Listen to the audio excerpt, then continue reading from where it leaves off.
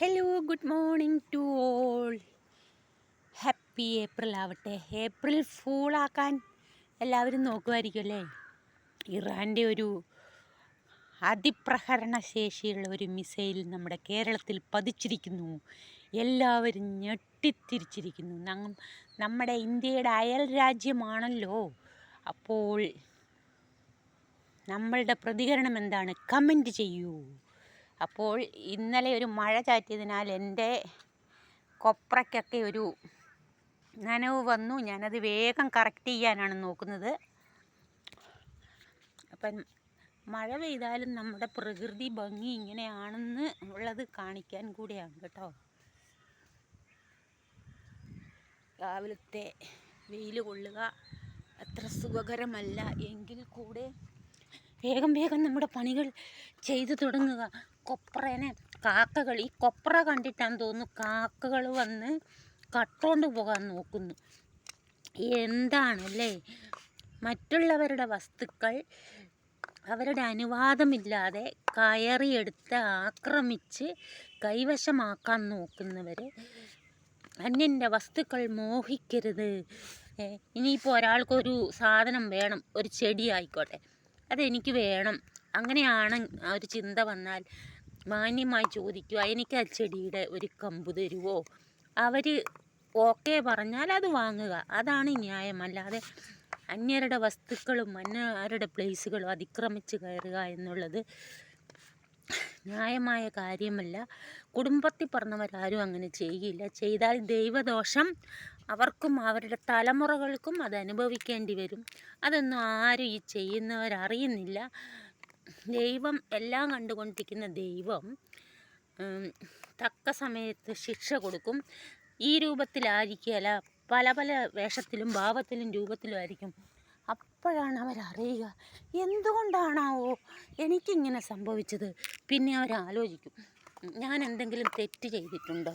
അപ്പോഴാണ് ഞാൻ അന്യൻ്റെ വസ്തു അതിക്രമിച്ച് കയറി, അവരുടെ സമ്മതമില്ലാതെ അവരുടെ വസ്തുവിൽ ഞാൻ അതിക്രമിച്ച് കയറി, അവരുടെ പ്ലേസിൽ ഞാൻ കയറി. അത് ചെയ്യാൻ പാടില്ലായിരുന്നു.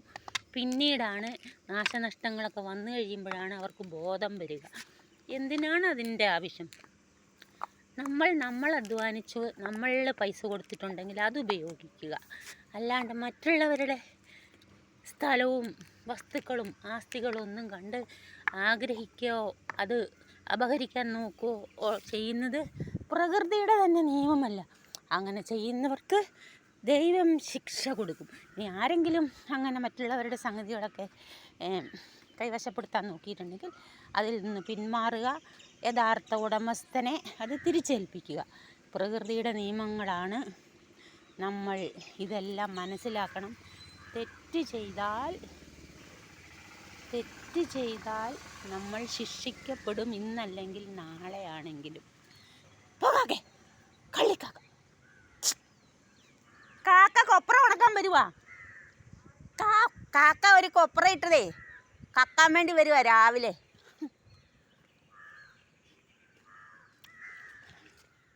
നമ്മുടെ നൈബർ കുട്ടിയാണ്. ആരോടെ ഞാൻ ഒച്ച വെക്കുന്ന പുള്ളി കേട്ടത്. കാക്കകൾക്ക് തീറ്റയില്ല, അതുകൊണ്ട് കിട്ടുന്ന സാധനം വന്ന് അവരെടുത്തോണ്ട് പോകുന്നു. അത് ഒറ്റയ്ക്കൊന്നും അല്ല വരുന്നത്, കൂട്ടത്തോടെയാണ് വരുന്നത്.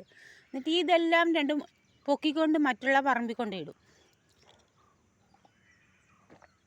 ഇന്നേതായാലും വൈകുന്നേരം ഇതെല്ലാം കൊത്തിപ്പൊളിച്ച് പീസാക്കിയിട്ട് ഉണക്കാൻ ഇടണം. ഇനി വൈകുന്നേരങ്ങളിൽ ഇത് മാറ്റി വീടിനുള്ളിൽ വെക്കണം. മഴ ഏതാണ്ട് വരാൻ പോകുന്നു എന്നുള്ളതിൻ്റെ വാണിങ്ങും കൂടെയാണെന്ന് തോന്നുന്നു ഇന്നലെ പെയ്തത്. കഠിനമായൊന്നും പെയ്തില്ല, എങ്കിൽ കൂടെ അതൊരു വാണിങ്ങാണ്. ഉണക്കേണ്ട സാധനമൊക്കെ വൈകുന്നേരം ആകുമ്പം എടുത്ത് മാറ്റിക്കോ എന്നാണ് അവർ പറയുന്നത്. ഏപ്രിൽ ഒരു ചായ കുടിച്ചിട്ടാട്ടെ വർക്കുകളൊക്കെ. എപ്പോഴും വർക്ക് മാത്രം ചെയ്താൽ പോരല്ലോ.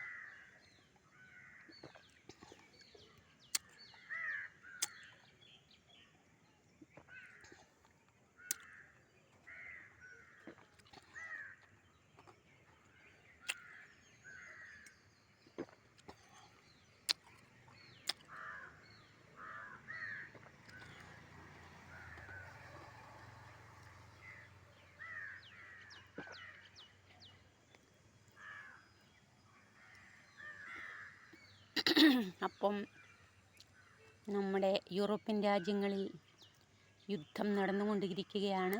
എനിക്ക് ഈ അവസരത്തിൽ പറയാനുള്ളത്, എല്ലാവരും സംയമനം പാലിക്കുക, ദൈവത്തോട് പ്രാർത്ഥിക്കുക. എത്രയും പെട്ടെന്ന് ഈ യുദ്ധമൊക്കെ അവസാനിച്ച് കഷ്ടപ്പാടും ദുരിതവും അനുഭവിക്കുന്ന മനുഷ്യർക്ക് എല്ലാം ഒരാശ്വാസവും ശുഭപ്രതീക്ഷയും ദൈവം കൊടുക്കുന്ന രീതിയിലുള്ള ഒരു തീരുമാനം എത്രയും ഉടനടി ഉണ്ടാവുക.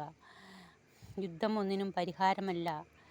യുദ്ധച്ചൊരിച്ചിലും രക്തച്ചൊരിച്ചിലും ഒന്നിനും പരിഹാരമല്ല. എല്ലാവരും വളരെ കഷ്ടപ്പെട്ട് അധ്വാനിച്ച് ജീവിക്കാൻ വേണ്ടിയല്ലേ അന്യനാടുകളിലേക്കും ഒക്കെ ചേക്കേറുന്നത്. അപ്പോൾ ആ വരുമാനമൊക്കെ ഇല്ലാണ്ടാക്കുന്നത് മോശമല്ലേ? പക്ഷേ തീരെ നിവൃത്തിയില്ലെങ്കിൽ നമ്മുടെ ഇന്ത്യക്കാരെല്ലാം നമ്മുടെ സ്വന്തം നാട്ടിൽ തിരിച്ചു വരിക. അതിനുശേഷം നമ്മൾ ഈ പുറത്തു പോയി ജോലി ചെയ്യുന്നവരെല്ലാം വളരെ എക്സ്പീരിയൻസ്ഡാണ്, എക്സ്പേർട്ടാണ്, ഹാർഡ് വർക്കേഴ്സാണ്. അവരുടെ എനർജി നമ്മുടെ ഇന്ത്യയിൽ ഉപയോഗിച്ചാൽ നമ്മൾക്ക് മറ്റുള്ള ആൾക്കാരെ ഡിപ്പെൻഡ് ചെയ്ത് വരേണ്ട കാര്യമില്ല. നമ്മുടെ ഒരു വർക്കിന് പുറത്തുനിന്ന് ആളെ കൊണ്ടുവന്ന് ചെയ്യേണ്ട ആവശ്യം വരില്ല. അങ്ങോട്ട് ഇറങ്ങുക, മെനക്കെട്ട്. ഓരോ പഞ്ചായത്തുകളും ഓരോ ജില്ലകളും ഓരോ സംസ്ഥാനങ്ങളും ദൃഢനിശ്ചയത്തിൽ ഇറങ്ങുക. നാം നമ്മുടെ ഇന്ത്യയെ രക്ഷിക്കും, നാം നമ്മുടെ ജോലി ചെയ്യും. നമ്മുടെ ജോലി മറ്റുള്ളവരെ കൊണ്ടുവന്ന് ചെയ്യിച്ച് അവരിവിടെ പ്രശ്നങ്ങൾ ഉണ്ടാക്കി നമ്മുടെ ഇന്ത്യ മോശമാക്കാൻ നമ്മൾ അനുവദിക്കില്ല. ആ ഒരു ദൃഢപ്രതിജ്ഞയെടുത്ത് തിരിച്ചു വരേണ്ടി വന്നാൽ ചെയ്താൽ നമ്മുടെ രാജ്യം നന്നാവും. നമ്മൾക്ക് ഏത് ജോലിയും ചെയ്യാം. Every work has its own merit and അതിൻ്റെ മാന്യതയുമുണ്ട് എന്ന് പറയാനാണ് ഞാൻ ആഗ്രഹിക്കുന്നത്. So once again happy April. Vishu വരുന്നു, ഈസ്റ്റർ വരുന്നു. സാമ്പത്തിക പ്രതിസന്ധി എല്ലാം തരണം ചെയ്യും. ദൈവം നമ്മളെ സഹായിക്കുമാറാകട്ടെ എന്ന് ആശംസിച്ചുകൊണ്ട്, നല്ലവരായ സബ്സ്ക്രൈബേഴ്സിനും വ്യൂവേഴ്സിനും പ്ലീസ് സബ്സ്ക്രൈബ് ചെയ്യാത്തവരെല്ലാം പ്ലീസ് സബ്സ്ക്രൈബ്. എന്താണെന്ന് ചോദിച്ചാൽ, ഇത്രയും നാളായിട്ട് വീഡിയോ ഒക്കെ ചെയ്തിട്ട് യാതൊരു ഇതും യൂട്യൂബിൻ്റെ ഭാഗത്തുനിന്ന് വന്നിട്ടില്ല. ഇനി വരുന്നില്ല എങ്കിൽ പിന്നെ ഇത് സ്റ്റോപ്പ് ചെയ്യുന്നതാണ്. വെറുതെ അതിൻ്റെ എനർജിയും ടൈമും കറണ്ടും ഒക്കെ കളയുന്നതിൽ ആവശ്യമില്ല. എങ്കിലും അതൊരു എൻ്റർടൈൻമെൻ്റാണ്. കുറച്ച് പേരെങ്കിലും അത് പോസിറ്റീവായിട്ട് കാണുന്നു, എൻജോയ് ചെയ്യുന്നു. ഇനി എൻ്റെ കൃഷിയിടങ്ങളിലെ എൻ്റെ കൃഷിയൊക്കെ ഒരു വീഡിയോ എടുത്തിടുന്നതായിരിക്കാം. അപ്പോൾ പ്ലീസ് സബ്സ്ക്രൈബ്. റിക്വസ്റ്റാണ് എല്ലാവരോടും. ഫ്രണ്ട്സിന് സെൻഡ് ചെയ്യൂ, റിലേറ്റീവ്സിനും ഫ്രണ്ട്സിനും ഒക്കെ. അങ്ങനെ നമ്മൾക്കൊരു വലിയ സബ്സ്ക്രൈബേഴ്സ് ഉണ്ടായാൽ മാത്രമല്ലേ യൂട്യൂബ് ഒന്ന് തിരിഞ്ഞു നോക്കുകയുള്ളൂ. അപ്പം thank you so much. Happy April. Wish you all the best.